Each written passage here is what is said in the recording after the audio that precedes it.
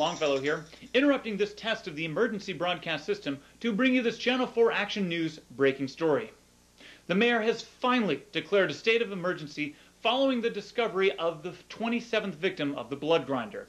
Minutes ago, police discovered the body of Flower McSugartits, friend of the show and number 3 on my speed dial. Authorities were led on a citywide scavenger hunt that lasted over 47 hours. Our resident serial slayer left cryptic messages tattooed on discarded body parts, which led authorities to Baxter's Body Dumping Warehouse and Furniture Emporium, where the remains of Miss McSugartits were unearthed. New lead detective Cliff Thompson was unavailable for comment, so instead we go live to Precinct 13, where his partner, a rookie working his very first homicide case, is giving a press conference. Everybody be quiet, please. Thank you. It's unfortunate that my first press conference as detective on the blood grinder case couldn't be happening under better circumstances. But it falls on me to inform you, the citizens of our great city, that the 27th victim of the blood grinder has just been identified. 27-year-old Flower McSugartits joins a growing list of prostitutes that have fallen victim to this predator. Like those before her, her remains were not found completely intact. Her breast had been removed and taken from the crime scene, presumably as trophies by the killer. Second.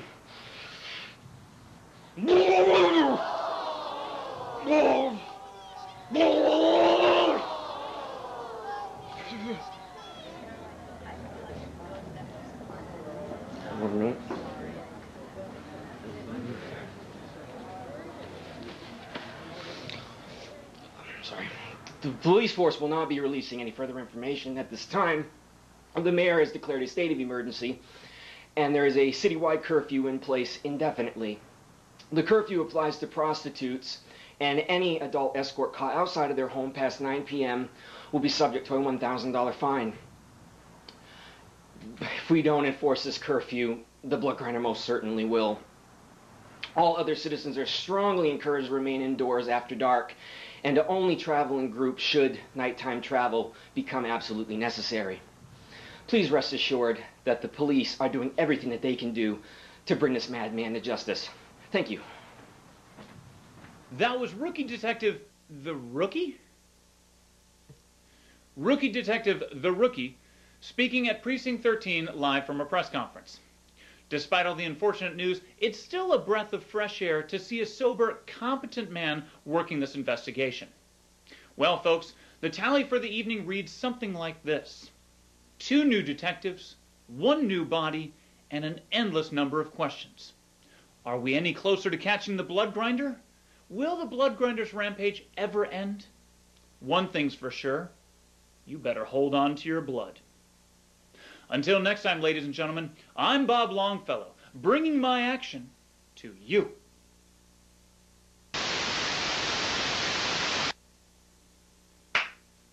Nice job. Let's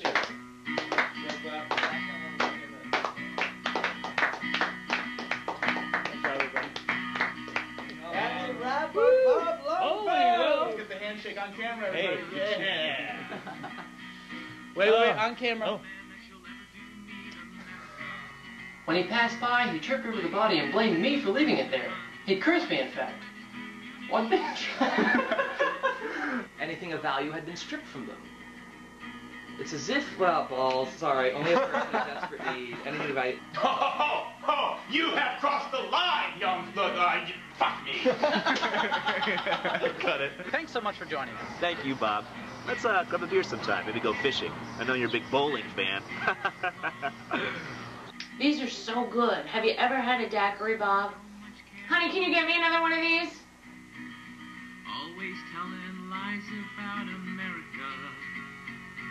They say he shot things like being murdered by a blood-thirsty, he's drinking it. Psychopath. He's drinking it. I started by installing several hundred landlines in the entire yard. The phone! If I have to cancel my cable subscription, I'd just as well be dead. I'm not sure what just happened there. But it is. You're so strapping and...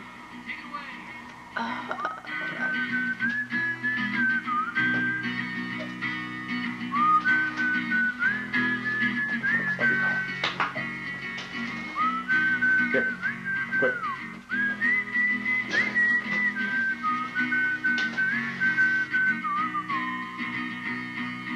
Everyone wants to hear about it.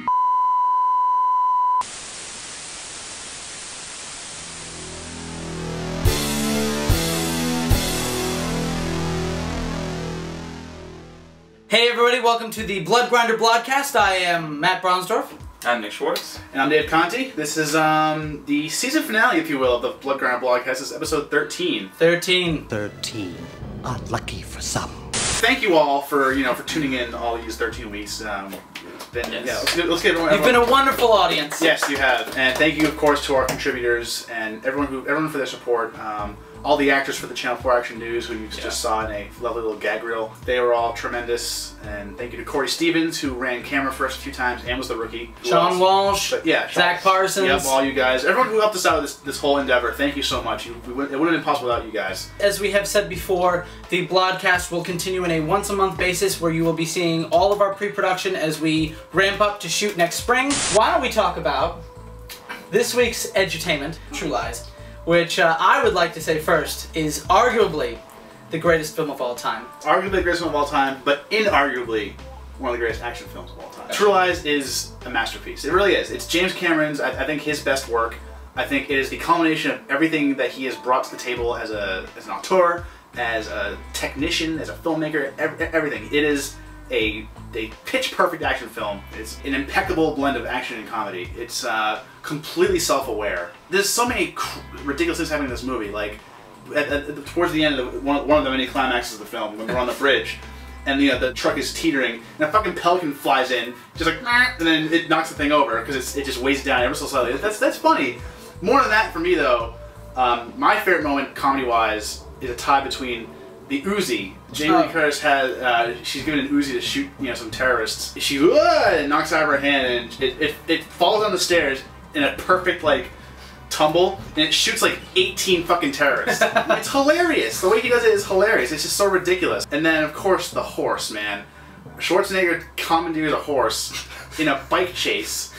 And in a motorcycle chase, and he's riding a horse. He chases down a motorcycle with a horse through a hotel, up an elevator, on a rooftop. When they get to the roof, and the terrorist bad guy jumps over to the pool, jumps across the street in a motorcycle, and Arnold's like, "Oh well, this horse goes equally as fast. I don't see why it can't jump over the street too." And he gets all pissed off. He gets pissed off when the horse doesn't. What the hell? What the hell were you thinking? It doesn't take itself seriously at all, and that's what's so good about it. It takes its non-seriousness seriously. Cameron's basically sat down and said, I know what this movie needs to be. This is coming out in July or June or something like that. People want to eat their popcorn and enjoy themselves, so I'm going to give them everything that they came here to see. The best shot in the film is when they're on the highway, Arnold's trying to get Jamie Lee Curtis out of the limo, and they grab a hold, and then... Let's just say this is the best shot in the whole movie, and it is one of those shots where you just have to sit back in awe, because you know they did it for real, and that's actually Jamie Lee Curtis hanging from that helicopter. Yep. That's the definition of spectacle. You go to an action movie to see stunt performers doing insane things. I mean, it just goes to show, if you put your life in danger for a film, it's going to be worth it unless you die. If you take a movie as an example like Shoot 'em Up, which I like, but I think Shoot 'em Up threw a bunch of just silly, ridiculous things into an action movie, basically. But they didn't go far enough, I don't think, to really make it truly funny. Whereas True Lies takes sort of the opposite approach, where he just takes a normal action movie and just ratchets up certain aspects of it, instead of throwing things that don't belong in there and makes it hysterical. Stay. James Cameron is like a kid. He's like a 5-year-old kid with a bunch of toys. I imagine the producers coming up and saying, listen, we want you to make a movie. And he's like, oh, great, I've done that before. And they hand him a bunch of toys. Did you see anything? No, sir. I didn't see you playing with your dolls again. And they give him, a G.I. Joe, a bunch of vehicles. They give him, a Princess Leia doll. They give him Tom Arnold. And he's like, okay, and now Arnold rides a fucking horse, because I have one here. And he's like, and then a bunch of other shit happens, obviously G.I. Joe and Princess Leia make out for a while, and then they have trouble, and then 2 Harrier jets come in. That's honestly what I picture him doing. Seriously. that was his pitch meeting. He just brought to me a little toy box. Open it up, and it's like. It's everything that you always possibly could have wanted to see, and you get it. What makes the comedy work more than just like gags like you would get in Shoot 'Em Up where he stabs somebody in the face with a carrot, like those are gags. The comedy doesn't come from gags, it comes from the characters and it comes from their relationships and their dynamics. And what makes True Lies stand above the pack for me is that it's one of the very, very few rare action movies where the characters matter more than the situation does. It's mostly B-story, this movie. It's mostly B-story because the movie's all about the fact that Arnold Schwarzenegger's character, Harry Tasker, is this spy who's been a spy for 17 years, he's been married for 15, and he's never told his wife what he does. He lies to her. He tells her that, true lies, ha-ha! He lies to her and tells her that he's a computer salesman, but in actuality, he's actually, you know, in Norway, and he's he's swimming underneath gates and breaking ice and saying, here's my invitation, and blowing up buildings. He's definitely the most buff computer salesman in the world. Oh yeah, he's definitely the most buff computer salesman. But because of that, because of the fact that he's been lying to his wife and he's never there, she becomes interested in other men. And then this is where the movie gets sidetracked, because for a whole hour of the movie, Arnold's trying to find out, is my wife cheating on me?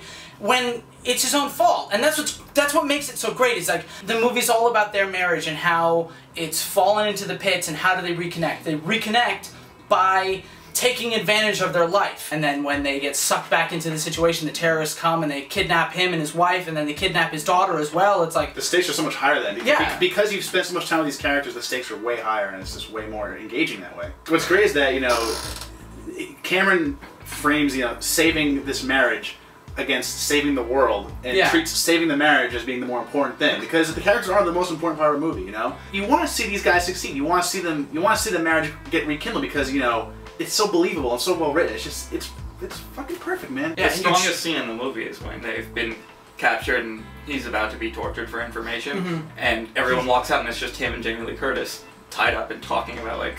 And he's forced to tell the truth because he's had the truth serum. Yeah. What makes you tell the truth? Ask me a question that I normally would lie to.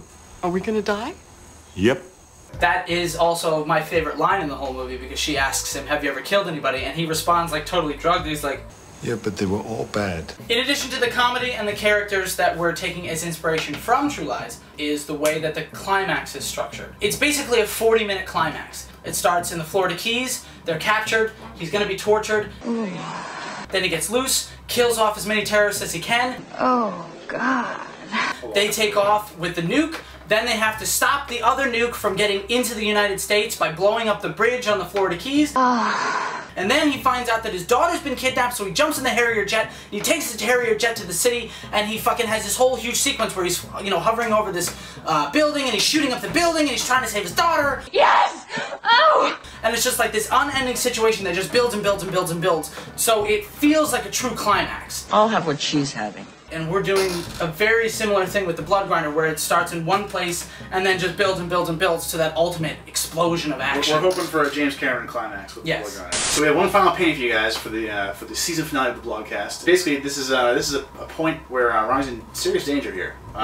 This painting is literally a cliffhanger. This goes to show you that we're taking these characters seriously, and we're trying to take this situation seriously. In addition to the Blood Grinder not being safe, the city itself is not safe.